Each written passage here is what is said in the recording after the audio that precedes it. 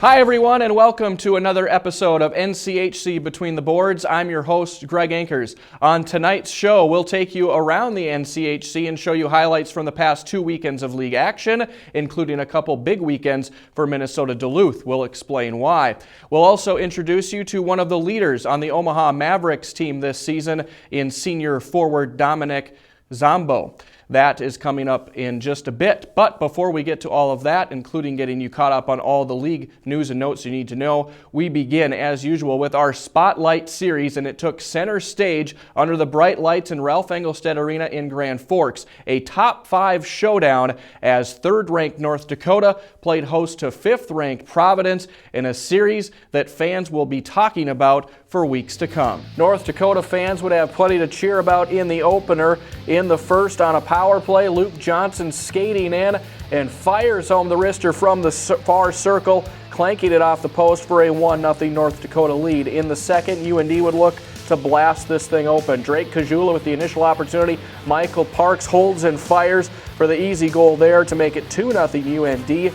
Later in the period, Nick Schmaltz with an initial chance, but it's Paul Ledoux who gets the goal for a 3-0 advantage. Still in the second, back on the power play, Tucker Poolman. Watch the young defenseman here firing that one home for a 4-0 North Dakota lead, and they would pour it on into the third. It's going to be Johnny Simonson feeding Bryn Chiswick on the doorstep here for a 5-0 advantage. It would be 5-1 later in the period. Shorthanded opportunity. Drake Kajula wins the puck battle there, skates in and beats John Gillies for the 6-1 lead as North Dakota rolls in this one, led by their goaltender, Zane McIntyre, who was fantastic, making not 1, not 2, but 3 stops there. He had 22 saves in the victory. North Dakota outshoots Providence 34-23. North Dakota also 2 for 5 on the power play. Providence finishes 0 for 8 with the man advantage heading into Saturday night. And in the series finale, North Dakota pumped up to go again, and fans would see the type of game they anticipated going into the series. Hard fought early in the first. Johnny Simonson on the doorstep with a great opportunity, can't put it home. We stay 0-0. Later in the period, Zane McIntyre making one great stop and then another with the glove save here to rob a goal. We stay 0-0. Still in the first, though, North Dakota will strike first. Luke Johnson just sliding one in towards the goaltender, beats John Gillies for the 1-0 UND lead, but not done in the first. Providence answers back on the power play. Nick Saraceno down low, bangs in the rebound to tie things up at a goal apiece as the teams head into the second period. In that frame, Austin Pagansky going to get the feed here from Bryn Chiswick. He bangs it home on the backhander for a 2-1 UND lead. In the third, holding on to that lead, just 39 seconds to go. Nick Saraceno comes calling again, though, on the deflection to tie things up at 2 apiece. We go into overtime in OT. North Dakota with a great chance. Watch Nick Schmaltz here, the freshman, with a great backhander, then tries to sneak one past Gillies on the second attempt. It does not go. 2-2 would be the final in this one as North Dakota gets the win and the tie. In Game 2, Providence outshoots North Dakota 33-26. The power play, which was great for North Dakota on Friday, went 0 for 7 on Saturday. Providence did have 1 goal with the man advantage. Coming up next, we dive into more NCHC highlights on NCHC Between the Boards.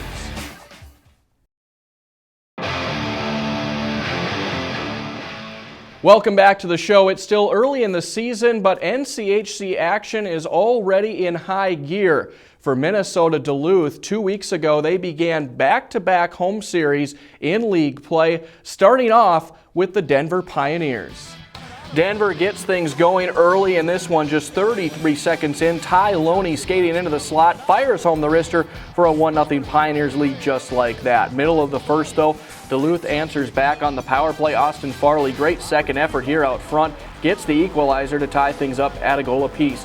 Just a minute 10 after that, though, Denver back on the attack. Nolan Zajac centers for Joey LaLeggia. He buries it for a 2-1 Denver lead. Then in the second, more from the Pioneers on the power play. Will Butcher with the blast from the point, tipped in by Danton Heinen as Denver takes Game 1 in the series. 3-1 would be the final. Duluth looking to bounce back on Saturday night.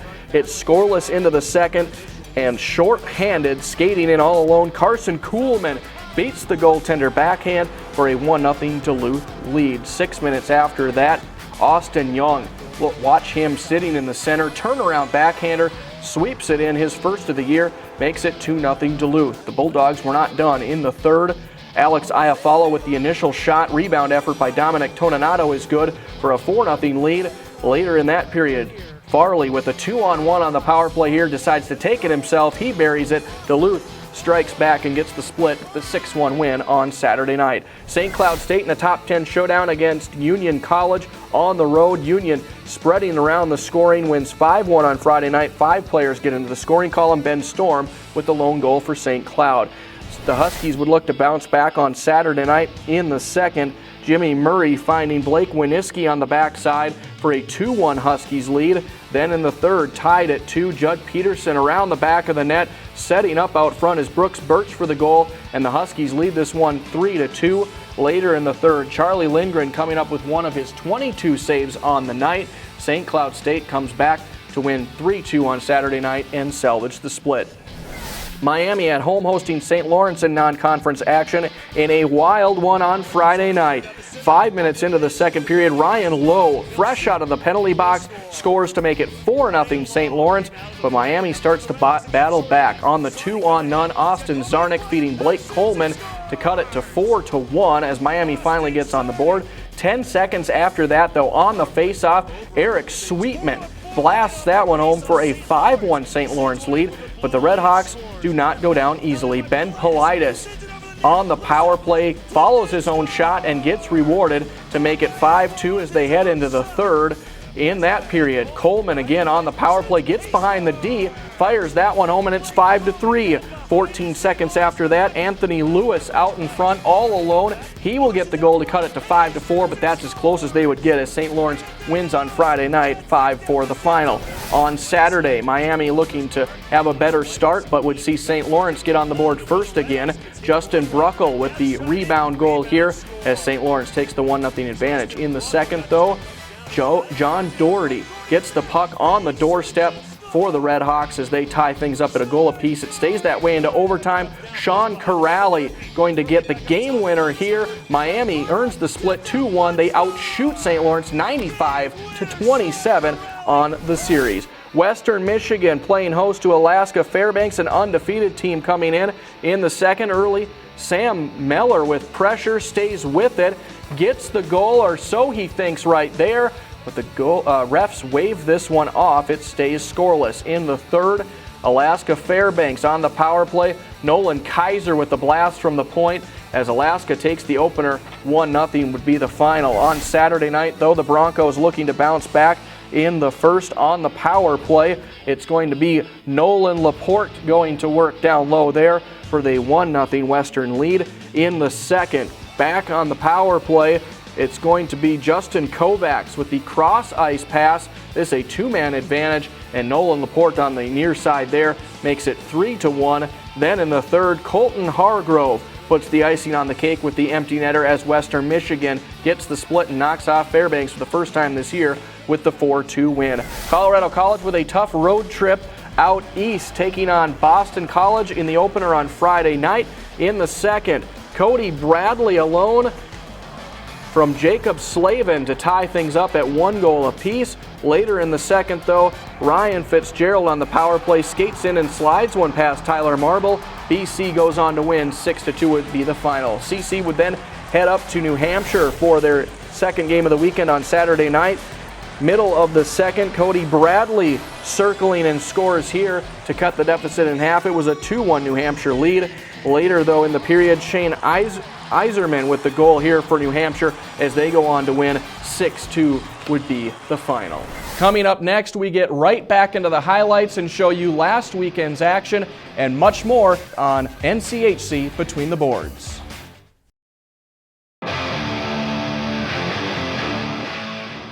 Welcome back to the show. NCHC action continues to heat up across the league, and for Minnesota Duluth, it was the second set of a series at home against a league foe, this time taking on a Miami Redhawks team. The Bulldogs hoping to improve their record at Amsoil Arena. Duluth gets things started off on the right foot less than 5 minutes in. Cal Dukowski finds Carson Kuhlman out in front of the net for a 1-0 Duluth lead. In the second, Miami answers on the power play, falling down. Blake Coleman can't be stopped. He nets the equalizer to tie things up at a goal apiece. Duluth would regain the lead, though, moments later on the power play. Andy Walensky throwing one at the net for a 2-1 lead. Then it's Kazimir Koskasuo with the save of the year, going behind his back to get that save. But in the third, tied at 2 on the power play. Sean Corrali gets the game winner for Miami as they take it 3-2. On Saturday night, Duluth hoping to bounce back in the first 3 minutes in. Coleman with a blast from the blue line, putting Miami out in front 1-0 Duluth. Though later in the period, Justin Crandall will get the equalizer here to tie things up at a goal apiece. Still tied into the second, just moments into the period on the power play. The puck finds Alex Iafallo wide open on the backside for a 2-1 Duluth lead. In the third, down 3-2, Blake Coleman on the penalty shot gets the tying goal there to tie it up at 3, but Duluth would respond. Later in the period, Willie Raskob on the power play gets the game winner as Duluth salvages the split. 4-3 would be the final. It was a big weekend last week across the state of hockey as former WCHA foes St. Cloud State and Minnesota clashed on the ice, and the barrage of top 10 teams that St. Cloud State has faced early this season would continue with another grueling weekend. St. Cloud State would make a statement in the opener early in the first. Callie Kosawa calling for it out front. Johnny Brodzinski finds him on the power play, and it's 1-0 St. Cloud. Later in the period, shots fired. David Morley on the doorstep for the rebound to make it 2-0 St. Cloud. They would put up 4 goals in this one. Charlie Lindgren, fantastic between the pipes. He had 31 saves on the night, gives up a late one to the Gophers, but St. Cloud State pounces on Minnesota 4-1 in the opener. Series finale would shift to Mariucci in Minneapolis. Early in the second, skating in, Kyle Rao with the great feed to Justin Kluse on the power play for a 1-0 Gophers lead. St. Cloud would respond, though. Andrew Prochnow with the goal here to tie things up at a goal apiece. St. Cloud State would find themselves down 3-2 late in the third, but David Morley wins the puck battle. Joey Bennick gets the goal to tie things up at 3, but Minnesota gets a goal from Kluse in the overtime session to win it 4-3 the final. Denver hosting Boston College out east. Scary sight on Halloween and on Friday, but not scary here for the Pioneers. Nolan Zajac with the goal just 28 seconds into the second to make it 1-0. Well played off the wall here, though, by Boston College later in the period. Ryan Fitzgerald with the power play goal to tie things up at a goal apiece. Evan Cowley with a great save there. He had 20 on the night. In the third, though, Boston College gets the game winner from Fitzgerald as BC goes on to win the opener. 2-1 would be the final. It'd be a same score on Saturday night, but would the outcome be any different? In the second of a scoreless game, Danton Heinen tipping it in here from Trevor Moore, and it's 1-0 Denver. Later in the period, Boston College answers back on the nice redirection there by Destry Strait, ties things up at a goal apiece. Daniel Doremus trying to give Denver the lead back, but misses the opportunity here. However, it was in the overtime, tied at 1. It's Heinen with the call again. He gets it from the circle. Denver does get the win in the split. 2-1 the final in the series finale. It was a different weekend of sorts in Grand Forks as North Dakota was off on Friday but played host to Air Force on Saturday night in the annual U.S. Hockey Hall of Fame game, UND entering with a series advantage against the Falcons, leading with 4 wins against no losses and no ties all time in the series. This one would not get off to a good start, though, for North Dakota, down 1-0 in the second. And some sweet passing by Air Force as Scott Holm gets the goal, and it's 2-0 Air Force. In the third, though, North Dakota starts to answer. Tucker Poolman skating in, gets the goal there to cut the deficit in half at 2-1. Closing seconds of the third, extra attacker on for UND. Drake Kajula on the backside gets the goal there to tie things up at 2 apiece. In overtime, playing short-handed, Michael Park skating in, the sweet feed to Bryn Chiswick, and North Dakota gets the win in this one. 3-2 is the final. And finally, Omaha made the trip to Ithaca, New York to take on Cornell in the first. Matt Buckles going to take advantage on the power play. A shot from the top of the circle bounces right to him, and just like that, it's 1-0 Cornell. In the second, though, Omaha answers back on a 2-on-1. Jake Randolph sliding the pass over to a crashing Tyler Vessel for the equalizer, tying things up at a goal apiece. This one would end in a 1-all draw. On Saturday night, Omaha looking to get the victory. They would start off well late in the first. Austin Ortega fighting through traffic. Avery Peterson there to get the goal for a 1-0 Omaha lead. Later in the period, though, Trevor Yates gets the equalizer for Cornell as that one ties it up at 1 goal apiece. In the second, though, Omaha's Ortega punches this one in for the Mavericks as UNO gets the win and the tie on the road with a 2-1 victory. Coming up next on the show, with 11 incoming freshmen on Omaha's roster this year, senior leadership is going to play an important role. Next, we'll introduce you to senior forward Dominic Zombo and what he's bringing to the table for the Mavericks this season.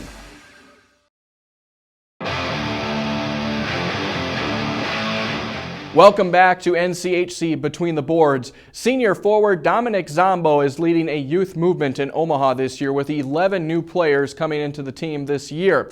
Zombo's off to a good start. He is second on the team in goals scored with 3 and third on the team in points with 6. Here's more on what Zombo is bringing to the table for Dean Blaze's bunch this season. Dominic's our leader, our captain, and exemplifies what we're all about. A hard worker, game in, game out. I don't think in 3 years now I've ever had to tell him to work hard in practice, and that's where it starts. And then as he operates, so does everyone else. So we've been fortunate enough over the years that I've been down there anyway to have great leadership, and Dominic is one of those leaders. My freshman year, it took me a little bit to sort of learn the league, learn the game, adjust to the speed and the strength of the game. But sort of at the end of the season, I started hitting a stride where I ended up getting all of my 4 points after Christmas. And then I just took that confidence into my sophomore year, and then ended up having a pretty good year playing with some good players themselves, Ryan Walters and Josh Archibald, which sort of helped my confidence, helped me grow as a player. And then into last year, playing with Josh again was very nice, and then adding a kid like Jake Gensel, who's a very skilled player, has helped my game. It's not only points, it's killing penalties, it's being a leader, it's blocking shots, and it's being vocal in the locker room. Plus he's a real good student, and players won't follow a phony. Players will follow warriors, and that's what Dominic is to us. I want to be a part of a winning team. Being part of a winning team is important, and you also want to win something at the end of the year. Me as a player, I haven't necessarily won a championship, whether it's regular season or playoffs, and that's been my goal since I've been younger to win a championship. Everybody wants to host that trophy, and something I look forward to this year. In addition to his offensive prowess, Zombo also leads the team in face-off wins this season with 81. The next closest Maverick to him has 49 face-off wins on the season. Coming up next, we'll get you caught up on all the news and notes that have happened the past couple weeks across the NCHC. We've got that and more next on NCHC Between the Boards.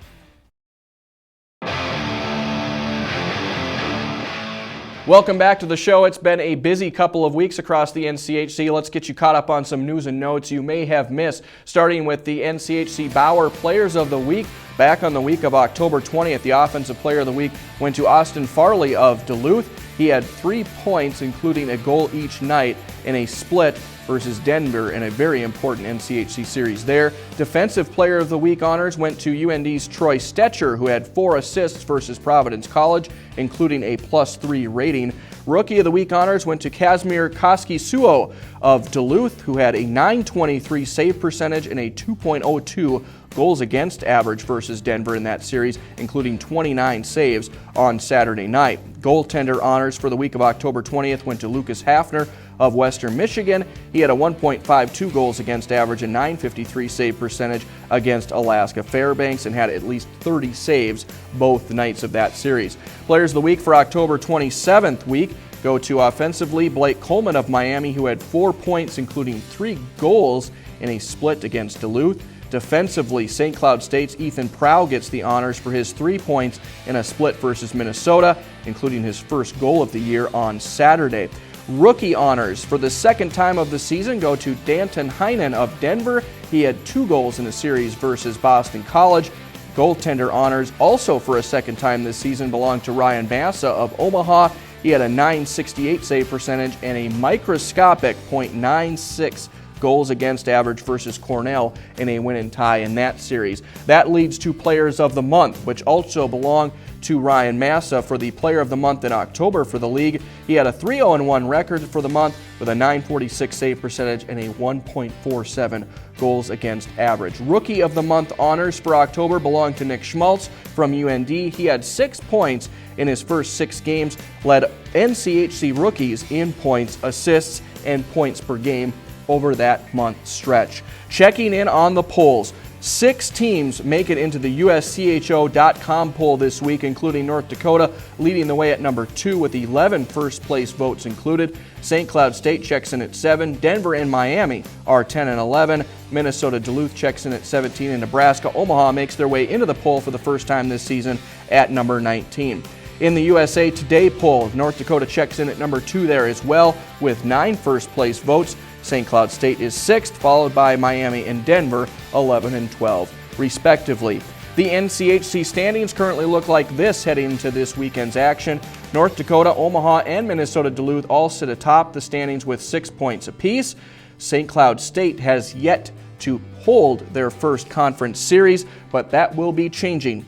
We, of course, want to remind you that our next show will be on Friday, November 21st. We'll recap 2 weeks of league action, have, of course, the usual Spotlight series for you, and we'll get you caught up again on all the league news and notes you need to know about. Thanks again for watching this week. We'll see you next time on NCHC Between the Boards.